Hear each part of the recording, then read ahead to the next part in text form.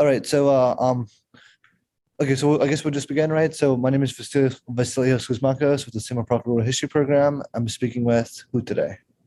Emma Haydocy. Fantastic.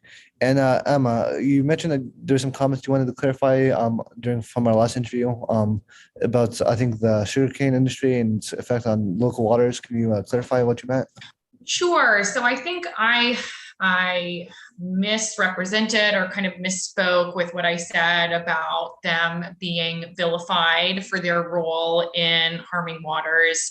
Um, what what has really happened over the course of Florida's history over the past 100 years or so, and how it's affected our waters really comes back to development in agriculture, and particularly the sugar industry. And while they have certainly done their fair share to try and clean up water that moves south, their placement within the system has been to the detriment of all of the downstream communities here in the Everglades and in the Florida Keys. So where they're located south of the lake is basically a block and between the central and southern parts of the system. And they have controlled water supply for many, many years. So water that is supposed to be flowing freely down into the Everglades, down to Florida Bay, has instead been held by sugar and by that industry and by agriculture, which has led to some really detrimental impacts for Florida Bay and for the Florida Keys. We have experienced many, many years of droughts and seagrass die-offs, algal blooms, and fish kills as a result of that water not being able to move south. And so while the sugar industry and ag industry are not actively polluting the water that's heading down there, they are the reason why we are part of the reason why we're in the midst of this massive ecosystem restoration project here in South Florida with Everglades Restoration. And would you kind of mind elaborating a little bit more on kind of what you just said about how they kind of manipulated kind of the water pathways, so they're not allowing water to kind of get to where it has to get going. Why is that important, and what effect does that cause? Right. So before there was ever any industry or before colonial settlers came to Florida, water from the Kissimmee River Valley flowed freely into Lake Okeechobee, and then it overflowed the lake, and that water would brim over the southern berm of the lake and move in a natural sheet flow south to hydrate what we now know as Everglades National Park in Florida Bay. And as a lot of folks started moving down to Florida and recognized that below that sheet flow, below that river of grass, was actually this wonderful soil for agriculture. And if they could control the water, if they could drain the swamp, then they would be able to be successful with agriculture, but also with real estate. There was a recognition that that our warm climate down here was really enticing and inviting for northern folks who hated the cold in the winter. And so development, industry, and agriculture all kind of converged to drain the swamp, to dam, dike, and ditch the Everglades, to move water to the east and west of Lake Okeechobee and anywhere but south, so that land could be utilized instead of, as it was viewed them, as just a useless swamp. And so that whole process began really starting in the early 1900s. There was a huge hurricane that came through in 1928 that killed about 3,000 people, I believe, in the Belglade area, which is just south of Lake O. And that was the impetus for the construction of the Herbert Hoover Dike, which is the major water control structure for Lake Okeechobee now. And rather than that water moving south, it now goes to the east and west and the Caloosahatchee and the Caloosahatchee and the St. Lucie, excuse me. And then between about, I believe, 1968 to 1972, the 1960s to the 1970s was the beginning of the Central and South Florida Water Control and Drainage Project. And that is well, now we know that as the modern day South Florida Water Management District. So this massive project to control how much, when, where, and all of that for water began during that period. So as all of those is happening, agriculture and development is also happening in South Florida. We go from 20,000 people here living in the 1920s to now more than 8 million here in South Florida. And so all of that kind of boomed at once, but the sugar industry really took hold in the areas south of Lake Okeechobee in the Everglades agricultural area. And that is really, when you look at a map, smack dab in the middle between the lake and Everglades National Park in Florida Bay. And so that is its own dam within itself to prevent water from moving in our direction here. So would you mind kind of elaborating a little bit more about sugar's relation with possible algae blooms, right? You have all this phosphorus, so these nitrates come in the water, right, in excessive amount, and it's obviously kind of causing growth, right, to occur. What effects have you kind of seen down in your area, and what effects do you think? How does that affect things overall? So in our area, I will say that algal blooms and fish kills these days, at least, because the way that I'm sorry. Can you clarify what your area is again? Florida Keys and Florida Bay. Okay, cool. So in the southernmost areas of Florida in our region, we see now, because any water that now goes into the Everglades, that any water that moves south of the lake has to be cleaned up. So when we're talking about sending water south and we're talking about moving that from the lake or otherwise, it has to be clean. So there are certain water quality standards that have to apply to water that's being moved into the national park, into Florida Bay. So when we see algal blooms and fish kills here in Monroe County in Florida Bay, it is often, and most recently, as we saw in 2015, the result of dying seagrass, which is linked with hypersalinity. So the excess nutrients that we see in the water as a result of that often is linked to a drought event. So like right now, I'm very concerned about what's going to happen over the next dry season with Florida Bay, because we are in a poor place salinity wise and we have not had enough fresh water. When that happens, it triggers seagrass die off, and then this very toxic cycle and circle of algal blooms, fish kills, more seagrass die off again and again and again. That's really the cycle that we see down here. Otherwise, I would say that there's not necessarily a link, because we are separated so far from agricultural lands where we are, that oftentimes when we do see nearshore water quality impacts, it can be from other point and non-point sources of pollution. So fertilizer is definitely something that can cause an impact for us down here.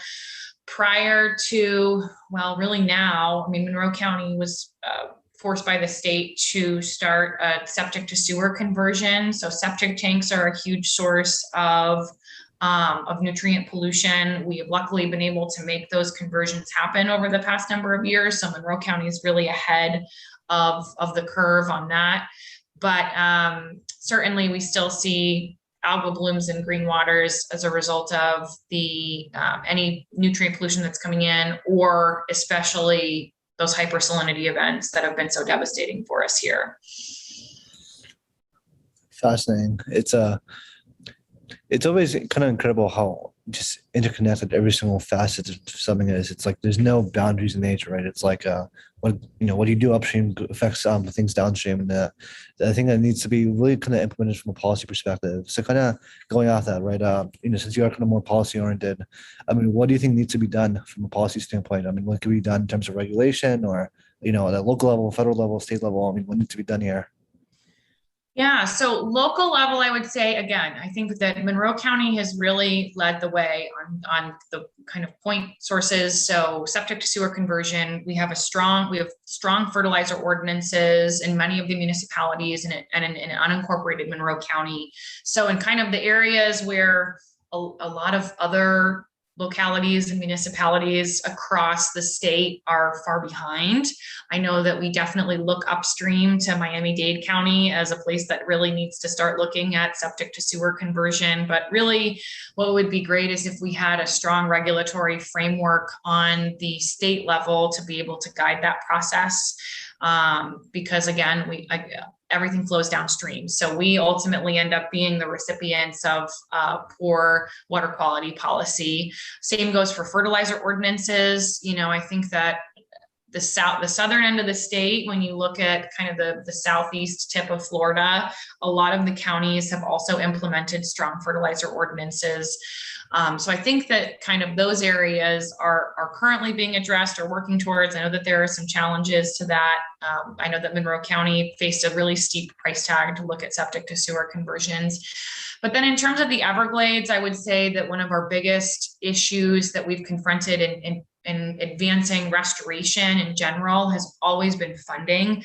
That is kind of the critical linchpin to be able to complete these massive infrastructure projects. And because it's a cost share between the state and federal governments, there has been lags. That's really where we've seen delay over the past 21 years since SERP was first implemented, and SERP, Comprehensive Everglades Restoration Plan, when that was enacted in 2000, and the state and federal government said, we're going to both share the costs and make this happen.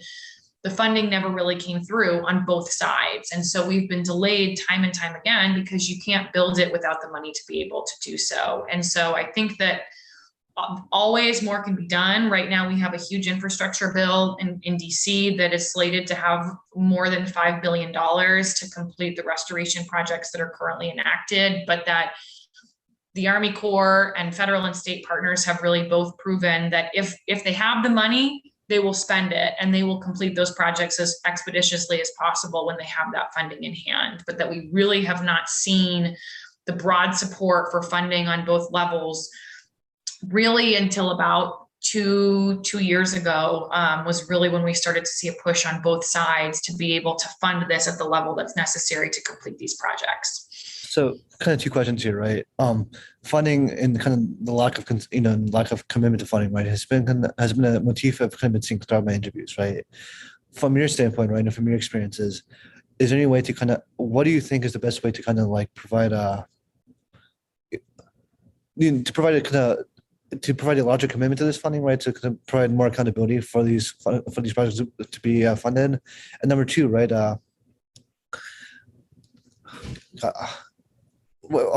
I just forgot the second question. We'll circle back to it, but yeah. Okay. Yeah. I would say to be able to keep up with the commitment, there absolutely has to be the political will to do that, and that is driven by the people. So that is everyone everywhere, whether you live in Florida, whether you live in the Florida Keys, whether you live somewhere and come and visit here, everybody has a role to play in restoring America's Everglades. So for those of us who live in Florida, that's contacting not only your federal legislators and senators, but also our state legislators and senators. We need money on the state and federal level. So making sure that folks are making phone calls and sending emails and connecting in every way possible to say, we need you to fund this because it matters to me.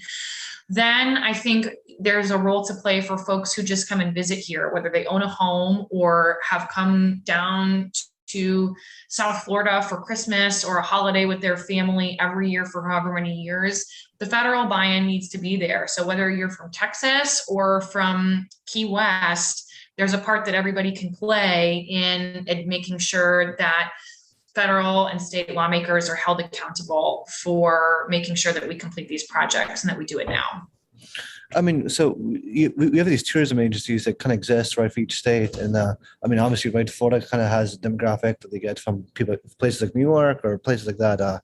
Maybe there could be more of an exchange of, resources or some form of collaboration to kind of help each other out type of thing. Because, I mean, if there is a back and forth, there should be a back and forth of resources.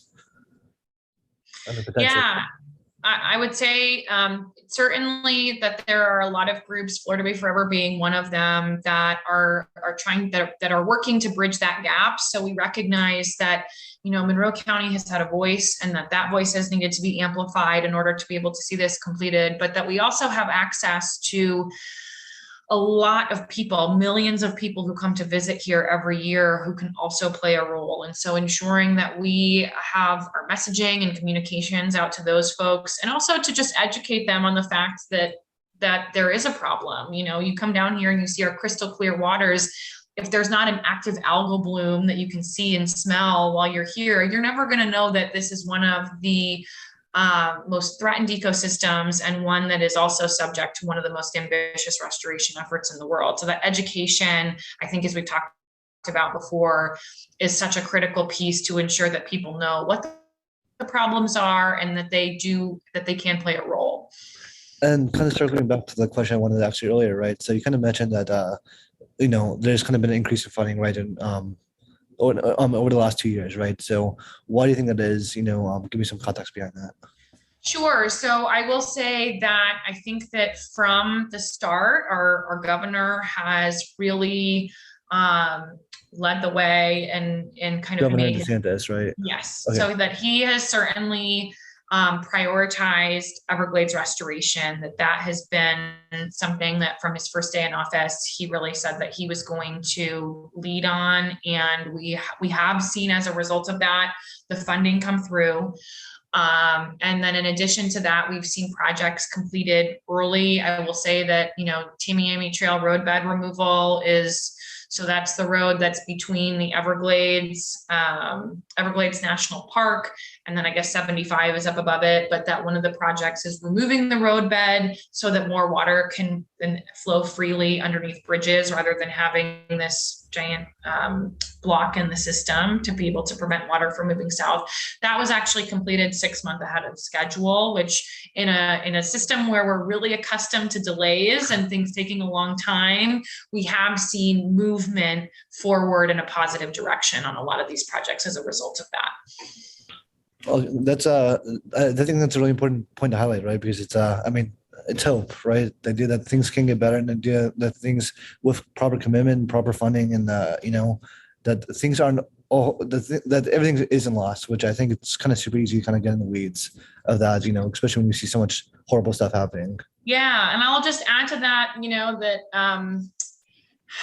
Everglades restoration receives bipartisan support. So from both sides of the aisle, folks recognize not only for, you know, the save the environment side, but economically, as we mentioned, with the tourism industry, that there's reason for everybody to buy into this, that it matter. It's not just, you know, the environmentalists who are rabble rousing on it, but that there really are many arguments as to why restoring this ecosystem is critical to the health and the future of Florida, and honestly to the world.